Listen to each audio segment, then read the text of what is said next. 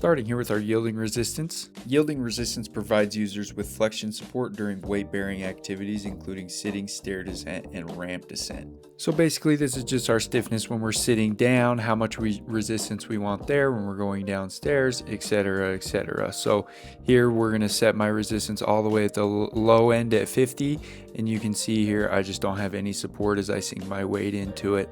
And then we're going to shift over and go up to 90, and here I think at some point the knee locks with a flexion lock because it's just resisting me so much. I don't even weigh enough to get it going there, and so it kind of confuses the knee. So we'll go back down here to around 50, 60, 58 is where I end up, and that's kind of a comfortable spot for me. Probably will adjust it a little bit more on stairs, but that's a nice sitting resistance for me to really ride those hydraulics and it not slow me down, but it's still supportive.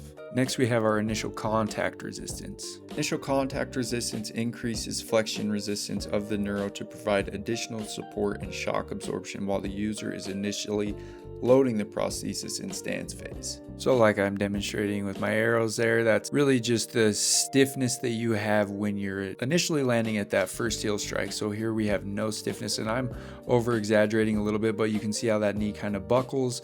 It's not like pure stance knee flexion, it's just like not quite as supportive because we're at the bottom range there. So now we'll move it up to the top end, and now again I'm trying to stay on it a little bit longer just so that you can see, but I'm not getting any of that stance knee flexion and feeling comfortable. So now we're going to go back down to where I would have it around 83, and now I get a little bit of stance knee flexion and feel comfortable, but it's also not like locking out at full extension. Next, our swing flexion angle. Swing flexion angle is the angle at which the Kneuro reaches maximum knee flexion angle during swing phase. In normal human locomotion, the anatomical knee reaches 60 to 65 degrees of maximum flexion during swing phase, regardless of speed, terrain, or other factors such as shoe weight. So again, that swing flexion angle is how far the foot is going to kick back, how high that knee is going to lift as you start to swing the knee forward. So if you have a low swing flexion angle, it's going to be a really short kickback.